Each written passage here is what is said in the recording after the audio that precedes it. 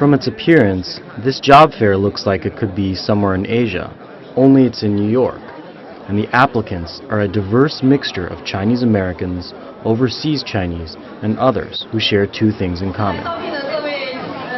They all have backgrounds in finance, and they are all considering moving to China for work. I would be willing to go and spend some time living in China. I started working in finance and sell-side equity research. In January of this year, I got laid off when the economy started to take a turn for the worse. While I was in school, I did have some experience spending some time working in Shanghai. I think the current financial situation is definitely a factor in my decision making because the further layoff might come in my firm. So I'm really trying to create a safety net for myself.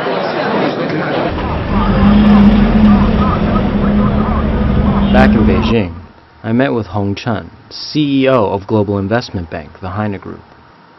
He's busy sending out a memo to senior staff of his company, asking them to keep a lookout for foreign talent. In the last few weeks, we've already talked to quite a few people from Bear Stearns, from Merrill Lynch. We're more interested in people who are more senior, managing directors, executive directors, or VP level people who already have experience in Wall Street. Some people haven't waited for Chinese companies, but have traveled to China in search of jobs.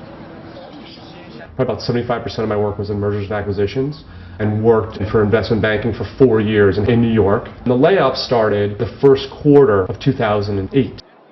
I studied Chinese for 4 years. So I had the background in Chinese. I'm still new to Beijing. I am planning trips to Hong Kong and Shanghai to meet with recruiters and parts of my network. I've got 2 friends, they're former investment bankers, and they're out here doing something very similar. Yet despite recruiting efforts for foreign talent by Chinese financial firms, huge barriers still exist for foreigners looking to work in China. 女性的产品，比如说电子杂志叫《天下女人》。 Nicholas Topjian has been VP of private Chinese investment arm Sun Media for 3 years. It takes a certain type of foreigner to be able to work in a Chinese environment. You have to be willing to immerse yourself.